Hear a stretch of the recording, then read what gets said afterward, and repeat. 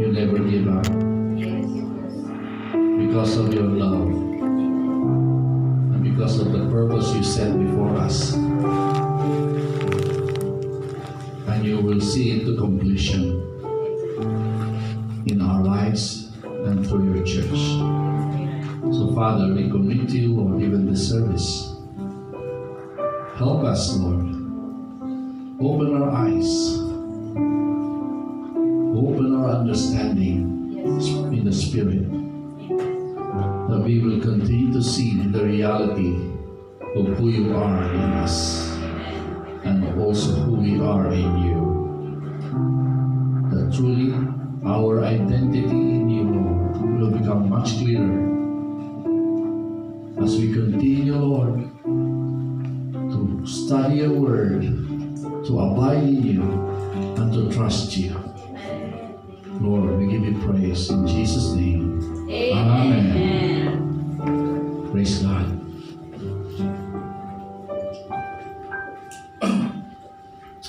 Praise God. Thank you, Jesus. Last time, ang ating pong pinag-usapan is about the faithfulness of God, right? Amen. And we know that sa kinanta natin kanina nga lang katugmang-tugma, faithful siya. Hindi siya sumusuko, hindi siya huminto, no matter what. Does not depend on our attitude. Does not depend on our faith. But it depends on His purpose and His faith towards what He's doing in our lives. Amen. And so,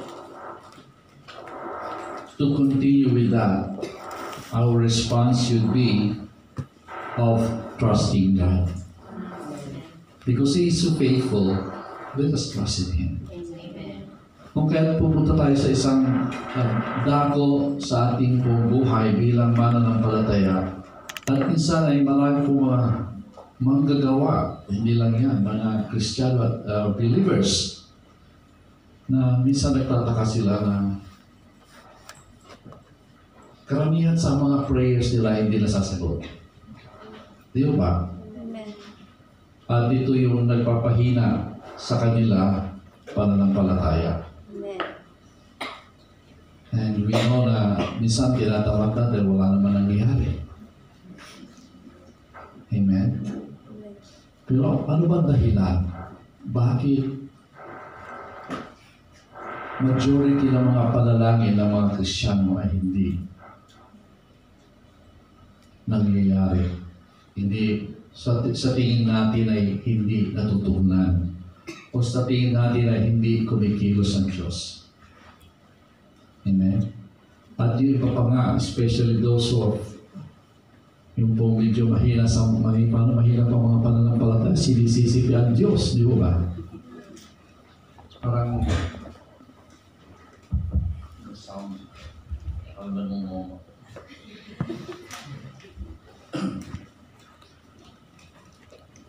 Amen. Yes. Thank you, Lord. Kaya gusto kong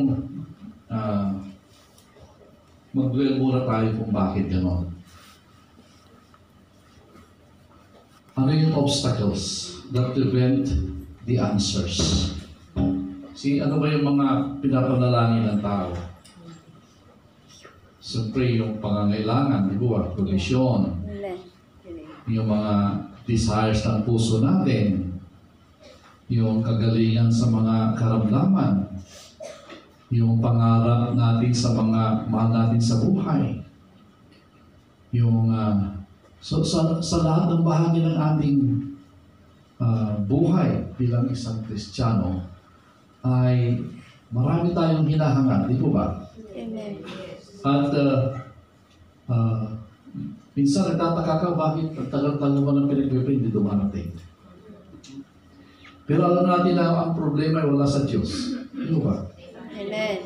So, why do we keep on praying without actually looking at the problem? Amen?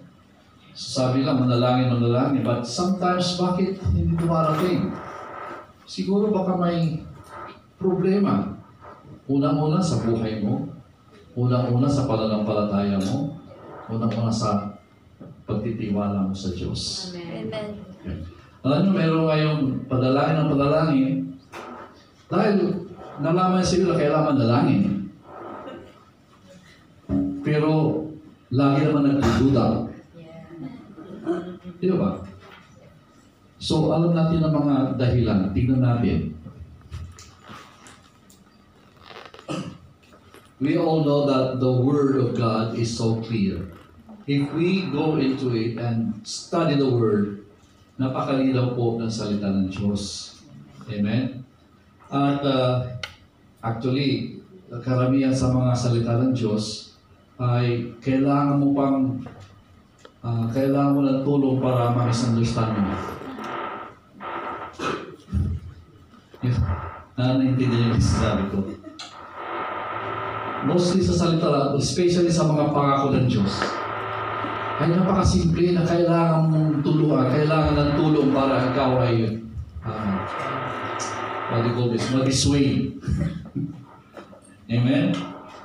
So, bakit ganon? Na malinaw na nga, pero Hindi pa maintindihan. hindi naman natin natutungtuhan ng tama. You know why? Kasi nakikialam ang laman natin. Nangunguna ang laman natin. Alam niyo ba, ang gawa ng laman ay hindi po kanais-nais sa harap ng Diyos. Sabi nga sa salita ng Diyos, for the work of the flesh is rubbish before the eyes of God. Kung ito ay nanggaling sa laman, sigurado may parte ang kalaban. Ibig sabihin, kasosyo mo ang kalaban kapag ito'y galing sa laman. Sapagkat ang dyablo ay nakakasawsaw sa laman natin. Amen? Amen. Because yung ating laman ay corrupted. That's why it needs to be dealt with on the cross at Calvary. Amen. Amen. So anyway, halimbawa lang, sa healing, para malinaw din, there is no sickness in God. Therefore, He cannot give us what He does not possess. Ano ibig sabihin? Hindi po lang gagaling sa Diyos ang sakit. Amen. Amen. Actually, warning na sinabi ng Diyos, di ba? Umpisa pa lang, may warningan na ng kalaban. May warningan ng tao ng Diyos.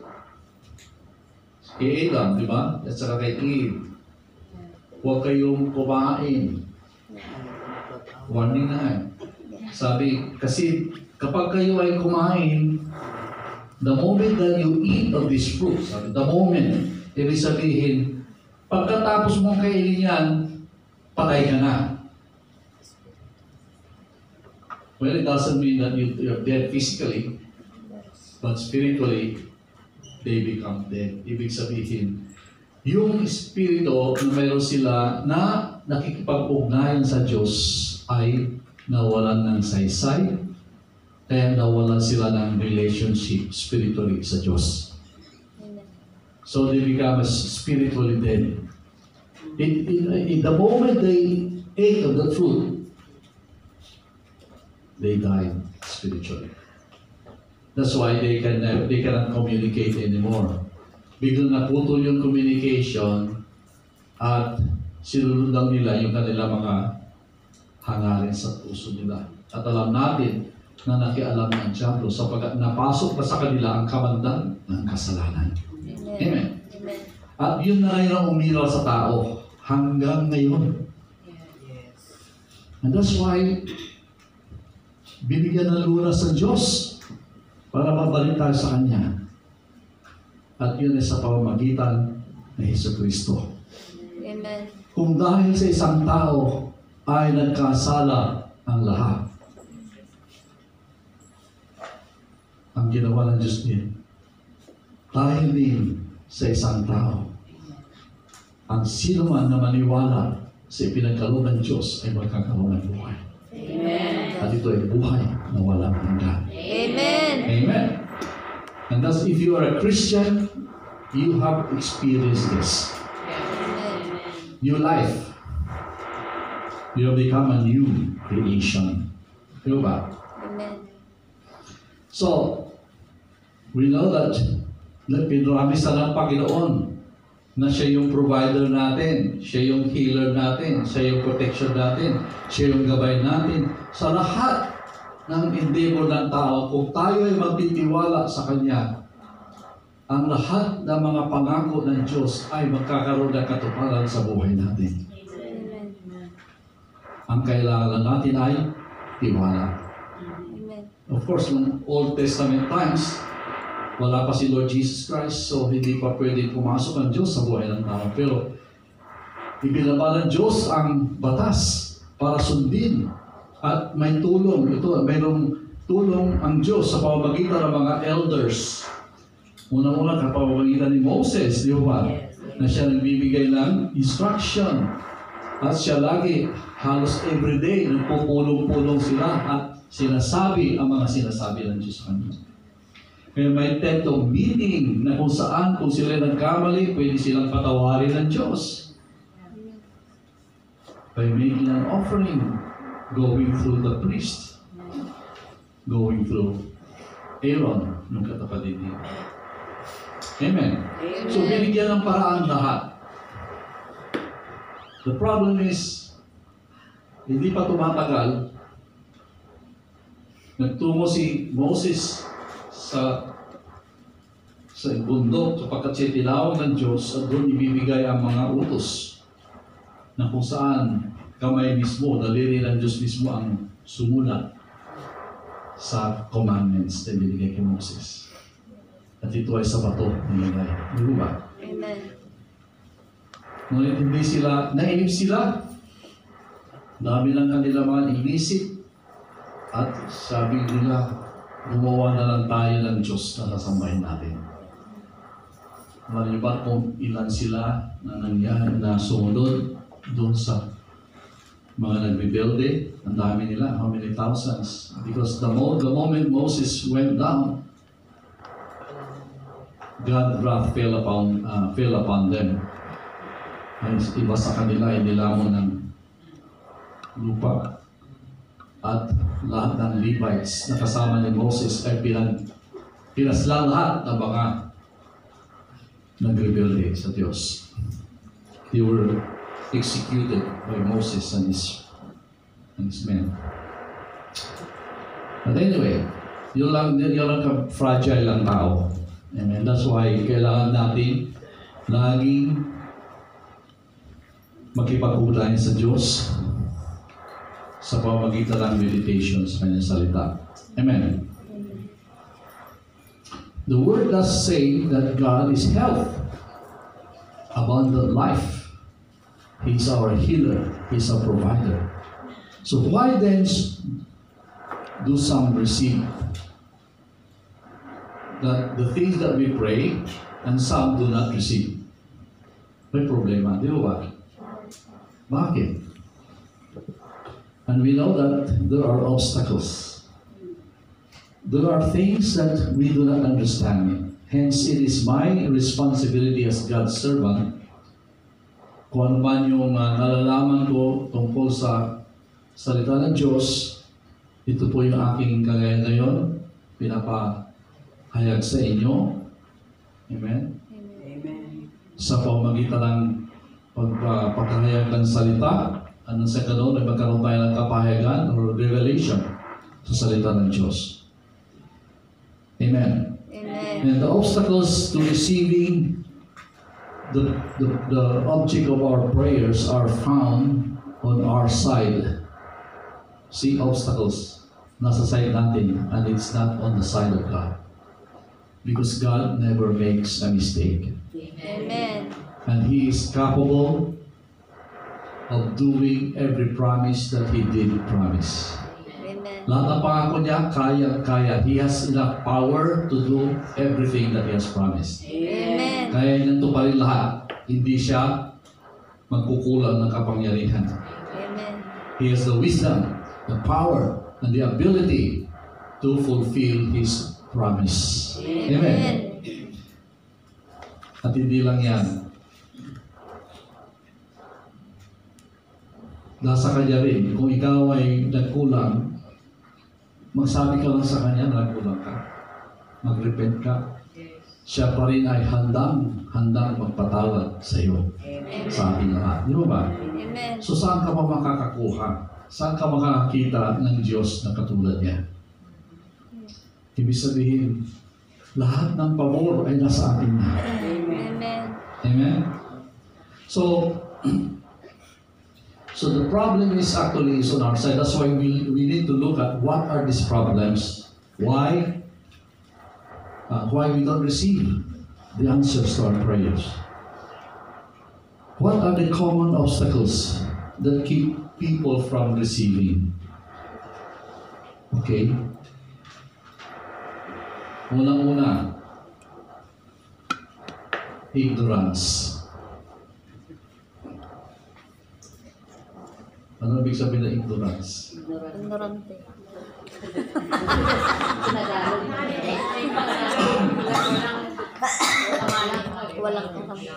Walang alam. Bakit walang alam? Andyan na nga, sinusugo na ng Diyos. Pero gusto ni Lord, malaman mo. Ano ibig sabihin ng alam? Ano bang dapat na malaman ng tao? Para malinaw tayo, bakit sabi ito? One of the obstacles is ignorance. Alam nyo kahit yung mga scientists, they may be so knowledgeable when it comes to the worldly things, but they become ignorant doon sa kagustuhan ng Diyos sa buhay nila.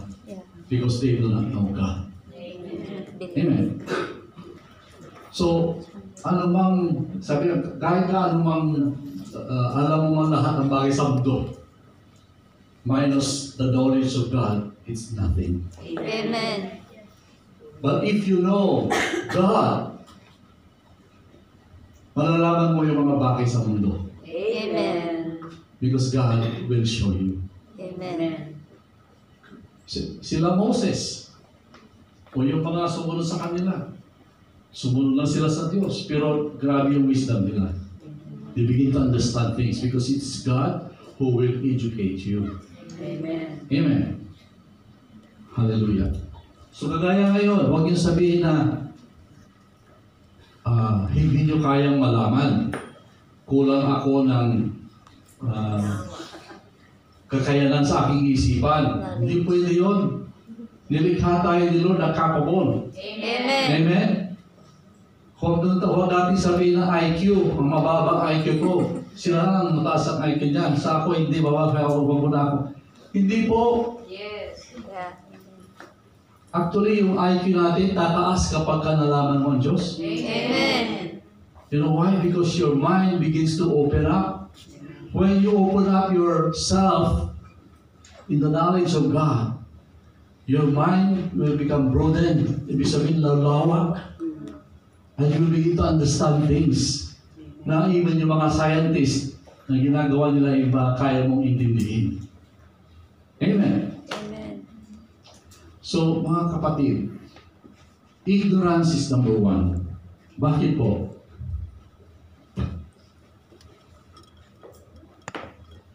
Lack of knowledge of God's Word and His perfect will is a big obstacle keeping us from receiving what we have prayed for. Siyempre po, paano ka makakahingi ng isang bagay o pangako ng Diyos kung hindi mo alam yung pangako mismo? Yeah. Amen. Amen. Sabi ko nga meron kang magulang na hindi mo kilala dahil naiwan ka or nawala ka or whatever, right? Pero bago siya mamatay, nagbigay siya ng will na lahat ng ari-arian niya ay ipinamamana sa iyo. Hanggang hindi mo nahahawakan yun, hanggang hindi mo alam na mayroon palang mamahalin mo palang mamanahin, mananatili kang mahirap. Di ba? Amen. You may own the whole state. Kalahating bayan, isa iyo pala. Pero dahil hindi mo alam, ikaw ay namamalimos. See? Because you do not know. And that is ignorance. You are ignorant of what you have already in your name. Amen. Amen. Amen. In the same manner, sabi po sa Bible, we are co-heirs with Jesus.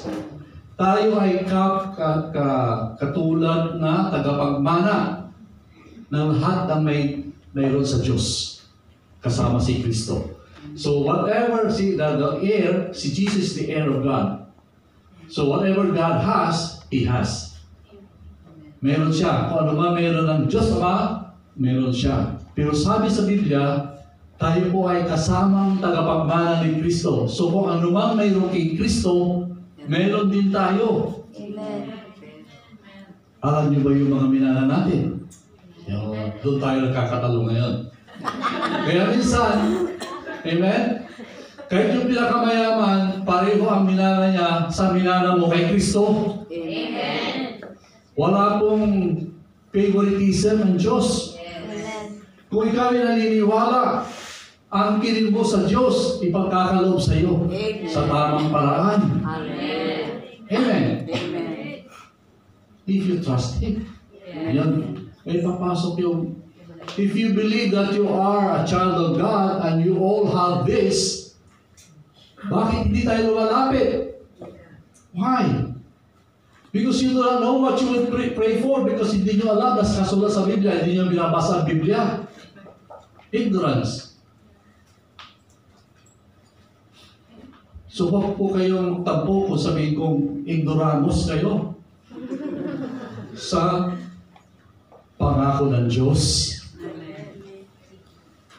Amen. Totoo po yun. So if you do not know what you have in Christ, how can you have it? How can you claim it?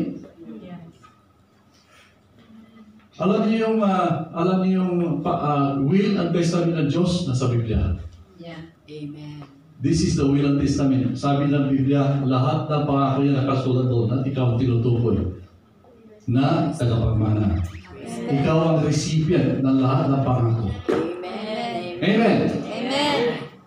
Ayon sa pagtawag ng Diyos. Amen. So huwag mong hangarin na kung hindi ka tinawag na prophet, huwag mong hangarin yun. Amen. But you can prophesy. Yes. You know what I'm saying? According to His calling, according to His purpose. Kaya sabi doon, His good pleasure, yung will niya sa iyo, with His good pleasure. Amen? Ikatutuwa niya na tanggapin mo yung nakalaan para sa iyo. Amen? Amen. Hallelujah. Isaiah 5:13. Therefore, my people have gone into captivity because they have no knowledge. The honorable men are famished, and their multitude dried up with thirst because they lack knowledge. Sila'y, sabi nga, they died in want because of lack of knowledge. Lacking knowledge in any area of our lives is an open invitation to the enemy. He will take advantage of our condition and get the upper hand to destroy us. Uunahan ka niya. Ito yung tawag ng Diyos sa iyo, pag nalaman ng diablo yun, pipigilan ka niya. Lalagyan ka ng blocking sa mga path na dapat mong makuha. That's why frustrated ka, kasi hindi mo alam yung pangako ng Diyos sa iyo. So the people who for whatever reason never had access to knowing the truth, Okay? These are the types of ignorance. People who, for whatever reason, never had access. Ibig sabihin, talagang hindi sila nagkaroon ng access sa katotohanan. Ibig sabihin, nasa wilderness sila, nagtuturo sa kanila. But, of course, they still have, kung mayroon silang pananampalataya, naniniwala sila na may lumikha sa kanila, pwede sila tumawag, right? At the Lord will send. And number two, the people who having countless opportunities, okay, to learn the truth, okay, and end their ignorance, chose to reject it. Marami na nagpadala. May mga tao kasi ang dami na pinadalang mensahero, pero lagi nilang in-ignore, reject yung good news of salvation. Amen? Amen. Ignorance is a sin. So, wala po tayong ligtas. Huwag mo sabihin lang, hindi ko alam eh. Ignorance is a sin because it is the end result of one's choice not to seek the truth, not to search the Word and discover what God has to say. So, ignorance is a sin because wala lang. Oh, wala lang. Okay lang. Tawad akong malaman yan. Ayaw kong magbasa. Ayaw kong mag-analyze. Ayaw kong isip. Ayaw. Meron akong kilala. Ganun. Kaya ngayon, kawawang buhay niya. Tinutukoy ko isang kapatid ko.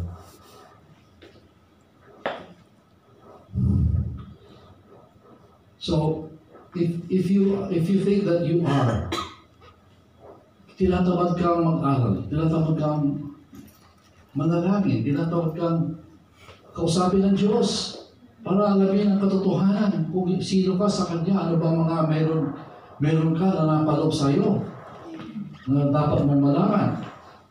Kasi sabi ni Lord, kung ikaw ay interesado, mas interesado siya na ipaalam sa iyo. Amen. Sabi po ni Lord, akala niyo gusto ni Lord na ipagkait sa iyo? No. He is more than willing. Ano yung sabihin? Higit na mas gusto niya. Mas higit pa sa gusto niya. Amen. Amen? Na malaman mo, makilala mo siya ng lubusan. Malaman mo lahat ang pangako niya. Amen. It is His will. But, nasa atin po yung side na put your faith. Pagka ikaw ay nalalangin, search for Him. That's faith. When you act, naniwala ka na mayroon ka tatanggapin sa Diyos, hanapin mo yun. Put your faith, okay, and act on it. So ano po yung ebidensya ng faith? Sabi sa James, work. Di ba? Faith without work is dead. Yung pagtitiwala. Pagtitiwala, ano po yun? Mayroong action yung pagtitiwala eh. Pero saan ka magtitiwala? Kung hindi mo alam yung dapat mong pagtiwalaan. Amen. See? Kaya sabi ito, you have to seek. Amen. At may pangako din si Lord sa atin. Sabi doon, kung siya'y hahanapin mo ng buong puso mo, Amen. ng buong kalakasan mo, ay magigistan mo siya, malalaman mo ang katotohanan. Hindi po ba? Amen. Sabi po sa Jeremiah, let's go to that. Jeremiah 33:3. So, the Word of God, para sabihin nyo, nabubola lang ako dito. Okay.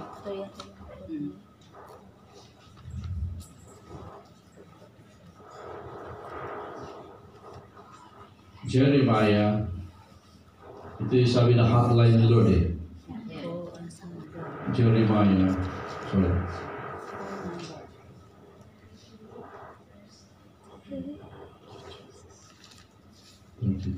Verse 3, sabi po dito. Call to me, see, call. ito, makasipag kayong mag-phone. Sipag, pagkagising nyo pa lang, hawak kagad telephone. Bago ka matulog, ang nasaw, antukin ka.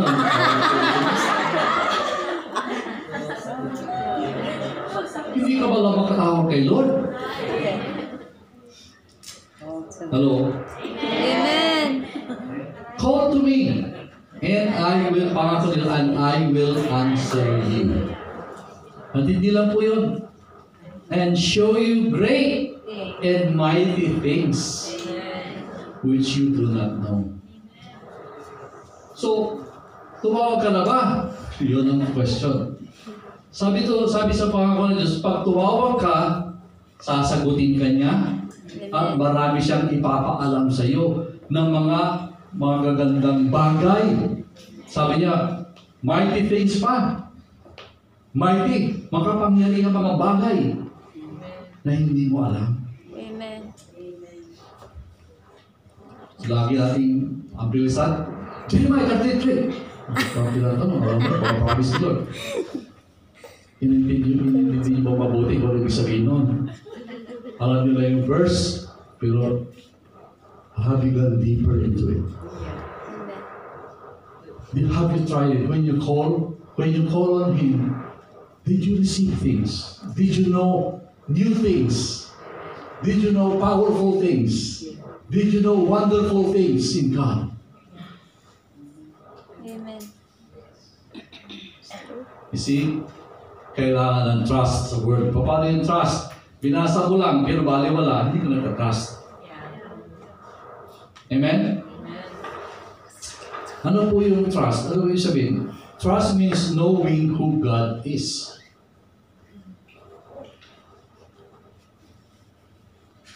Knowing God's heart and His intention. Number 2. Surrendering your control over the outcome of what you have been asking for. Sometimes when you ask for this, but then because God knows you and God knows your needs, God knows what would make you more responsible person in Him, then entrust mo yung outcome sa Kanya. Kadalasan, yung hinihingi mo, hindi mo nakatanggap. Kasi, yun ang mga gusto mo, kadalasan sa mga gusto natin, ikapapahamak natin. Amen. So, bibigyan ka ng isang bagay, instead of what you want, God will give you what you need. Amen. Amen. Amen. Sasagutin ka niya. Pero, magtiwala ka. Hindi siya, Lord, hindi naman ito yung siningin ko sa iyo. So, when you ask God, you give Him the full control. Doon sa answer. Amen. And trust Him. Amen. Pagka hindi lang dumating, Lord, salamat. Di ba sinagot ka ni Lord? Praise God, sinagot ka niya. Not according to your wants,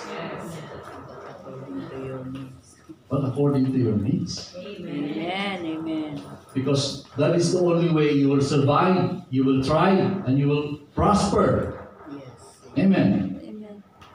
And then, dapat matuto tayo, number 4, matuto tayo magpasyensya. Amen. Ibig sabihin, kailangan tenacious ka.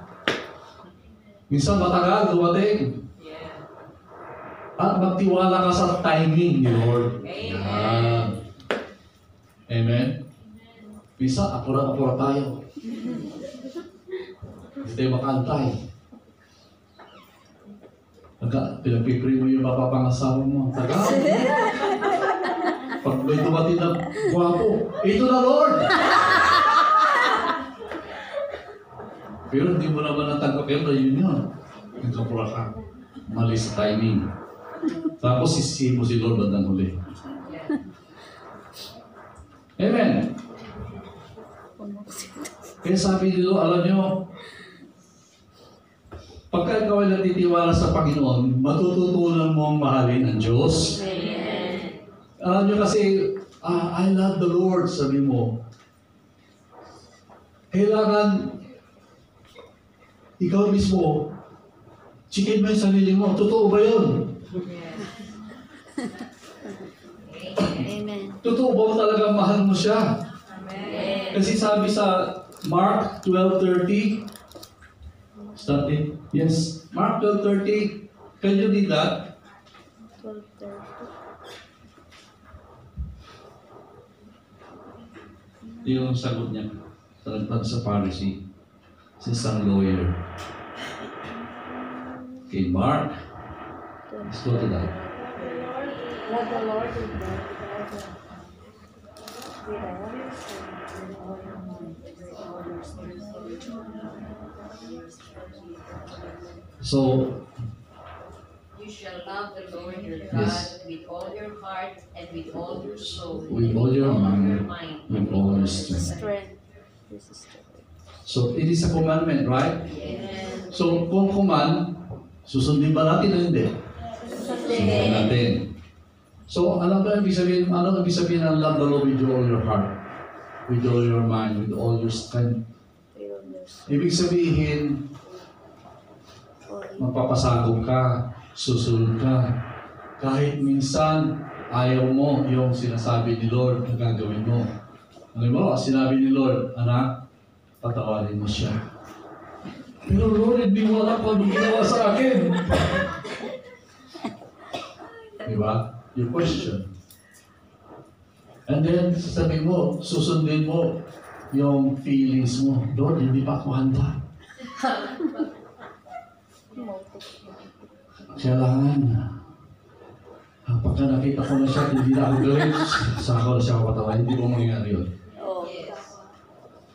Kailangan you trust Him. When you say forgive, never mind your feelings. Amen. Amen? Kasi yung feelings natin, may sariling kaisipan yan. Hindi siya susunod sa kaisipan mo. Amen? Kaya sinabi ni Lord, forgive him. Huwag mo lang pakiramdaman yung feelings mo. Lord, I am willing. I forgive him. Amen. I release him. Bless him, Lord. Amen. Kung totoo ka ng patawad, kaya mong sabihin kay Lord na, bless him mightily, Lord. Amen. Once you release that, then mahihilom yung sama ng loob mo. Amen. Then you will understand that kailangan mo talagang sundin si Lord no matter what. That is loving the Lord with all your heart. Amen. It means you have to embrace everything that God says. Even when you don't like it. Even when you feel na mali sa iyo, parang mali, Lord.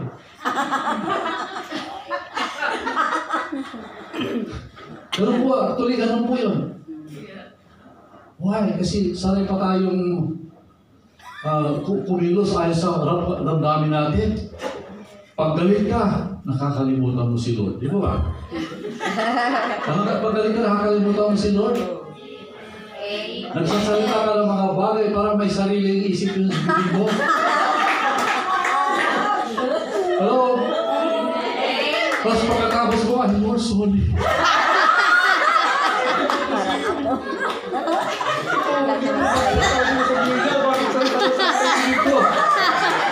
Kasi may sariling isip, di ba? Hindi ko naman gusto sabihin yun, bakit nagsalita?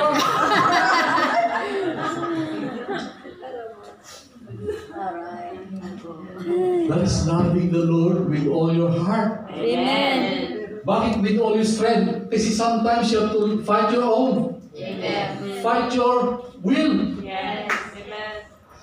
Amen. Amen. With all strength, kailangan i-wrestle mo yung will mo. No, I will follow the Lord. Amen. Sabi mo, Morgan, sumunod ka sa Panginoon. Mali ang gagawin mo. With all strength. Kaya with all strength, sabi do, with your mind, kailangan yung may mo susunod sa kagustuhan ni Lord. Amen. Amen? Hindi sinabi doon na feelings. Amen. Amen. See, when you love God, then you begin to trust Him. Amen. Kailangan kasi susunod ka lang huwag mong i-analyze. Kasi yung analyze natin kadalasan mali. Saka mo lang maintindihan the moment you begin to follow God. Then you will begin to understand clearly what God is saying, what God is planning in your life, what God is leading you into. Amen. Amen. Hallelujah. And then, hindi mo na mamalayan. Yung mga hinihingi mo, biglang, hindi ko nasahan dumating. Why? Because now you are ready to receive the things that you have been praying for. Amen. Noong una, hindi ka ready. Kasi you might decide other ways pagka na-receive mo yun. Ang ginagawa ni Lord, tinatama ang puso mo, tinatama ang mindset mo. At kapag kahit handa ng sumunod, then ibibigay na ni Lord. Kasi alam mo nang gamitin yung mga bibigay sa iyo ng Panginoon. Amen. Amen. At kailangan talaga i-synchronize niya yung feeling. Sabi nga ni Lord sa John 15, abide in me, and I will abide in you. And I will give the desires of your heart. Di mo ba? Is that 7? Ako, John 15:7. So, mga kapatid, ibang-iba pagka marunong ka sumunod. Amen. Ibig sabihin, pag marunong ka na sumunod, wow, nabubuo na yung pagtitiwala mo sa Diyos. You will no longer worry kung ano man yung outcome, because once you ask God, you know that He will give you the right thing. Amen. Amen? Hindi. Yun, ano yung tiwala na pag binigay mo na kay Lord, hindi ka na mag-worry. The problem is, the moment binigay mo, dalaw pa rin hanggang bukas. Hindi ka pa matulog. Binigay mo na kay Lord. Para ba nagano ka, baka magkamali si Lord eh. Baka hindi kayanin ni Lord. Baka maubos na lang kapangyarihan si Lord. Kaya baka dahil mo isip, di ba? Pero actually, hindi naman yung isip mo. Pero actually, yun ang nasa back of your mind. Kaya hindi ka nagtitiwala lubusan. Amen. Kasi ikaw lang may kaya gawin yan kasi yun ang kaya mo, di ba? Pero hindi.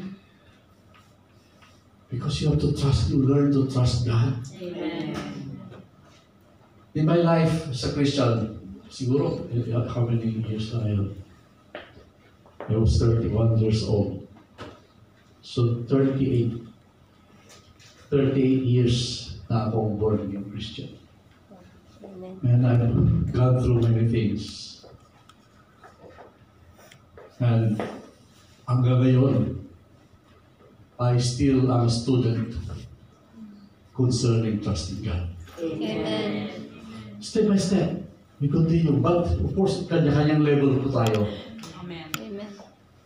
Every time na may nasasagot yung pinipray mo, your trust gets higher. Amen. Amen. Pagka sa area na to, nadayani mo yung buong buo ng tiwala mo, hindi mo na kailangan, wala na sabi kahit anong gawin sa'yo. You know what you know, because you have experienced it. It becomes life, naging buhay na sa'yo ang pagtitiwala mo sa area lang. Kasi hindi lahat po ng area ng buhay natin nagtitiwala pa tayo ng buo. Yeah. Amen. Kailangan mo matutunan ang pagsunod sa Kanya. Amen. See, your trust will become reality when you actually start to follow God. Halimbawa, sa giving. Sa giving. Hirap na hirap ka kasi nga, dahil iniisip ko, you always count your money, tinatapat mo sa problema mo. Kaya sinasabi yung kulang. Kulang pa rin, Lord. Kaya, forgive me, Lord. Susunod lang mo na yung See, hindi mo may tiwala kay Lord. Ano? Amen. Mas nagtitiwala ka na kakayanin mo na bayaran yung muna. Lord, baka Pero when you don't look at that, you just trust God, Lord, sinabi mo, uunahin kita. So, huwag mo tingnan yung problema na. Uunahin si Lord. Amen. And then you will be to experience what He has been promised. Amen. You need to do that. Minsan kasi kailangan eh. Pero ano ba talaga na unang kailangan? Nauna talaga kailangan sunod muna. Amen. Bago lahat. Amen. Yun yung sabi yung trust, ano yung 6:33? Matthew? Seek ye first the kingdom of God and His First. righteousness. At sabi yung explanation ni Pastor Agape, ibig sabihin, first, it means only.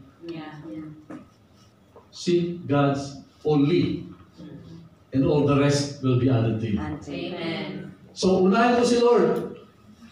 Magtataka kung bakit napunuhan yung problema mo. Amen. Kasi, ipapakita sa iyo, Lord, na si Lord ay trustworthy. Amen. You know that? God is trustworthy. When you trust Him, kaya magkano lang yung barya lang yung kailangan mo. Hello?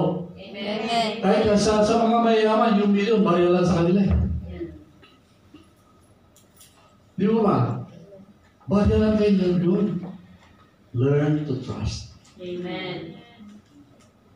See, isang area po yun, finances. Isang area. Yes. At marami pang area. Yung kabuuan ng pagkatao natin, marami po. Amen. Na kailangan natin matuto.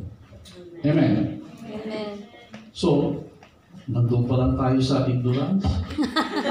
Ano ba yun?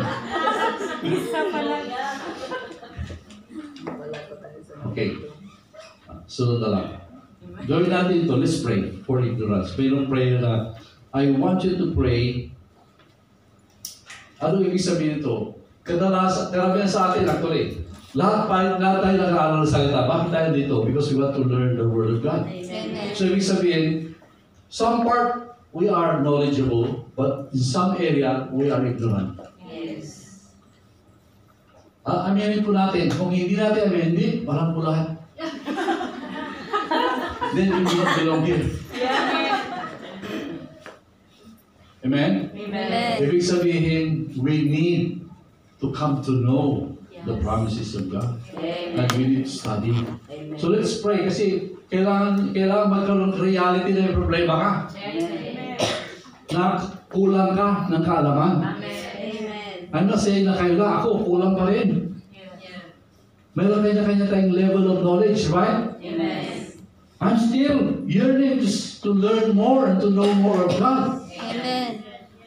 We should have that kind of attitude. Amen? Amen. So let's pray. Kung prayer po, sabihin, aminin mo natin. Kailangan, Lord, ako ay ignorant sa iyong mga pangako. Kailangan natin, no? Sabihin, aminin natin, let's be humble before God. Kasi hindi naman natin pwede magbalaki kay Lord. Amen. Amen. Let's pray.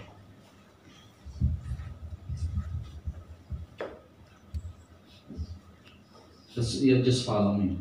Lord, Lord, I recognize I recognize that in many ways that in many ways I have ignored the truth I have ignored the of truth your word of your word and your perfect will and your perfect will due to negligence. due to negligence. Right now, Right now, I confess I confess my sin, my sin, and Lord, I repent. and Lord, I repent.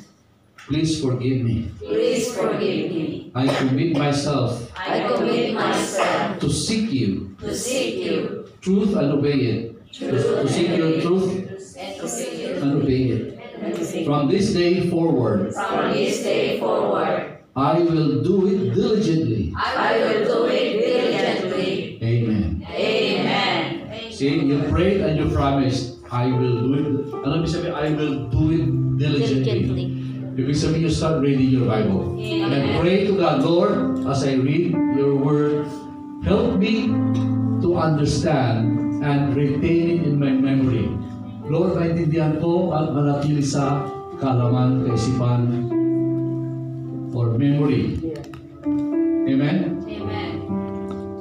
Kailangan tuto tayo kay Lord. Pero gawin natin, ang act natin, kung alam mo ikaw ay ignorant mo sa mga salita ng Panginoon, you have to step forward. Ano yung action? Read the Bible and pray. Amen. Pray, read the Bible. Amen. Do it. Matuto the revelation of God. Marami pong i-reveal si Lord sa inyo. Amen. At hindi nyo na hihintuan kasi malilibang na kayo sa pagbabasa ng salita ng Diyos. Amen. Amen? Praise God! Amen. First, admit our fault, and because this is the hindrance to our prayers, ignorance. So let us educate ourselves by reading the Word of God and having God help us understanding, and the Word that you study will become real, living in your life. Amen. Praise God. Let's pray. Lord Jesus, we just thank you once again for your Word. Allow us again, Lord, to excel in knowing your will, in knowing and understanding your Word. Lord, help us to be faithful to the promise that I made right now. That we promise that we are going to read your Word and study it. Be diligent in our meditation and prayer in Jesus' name. Amen. Praise God.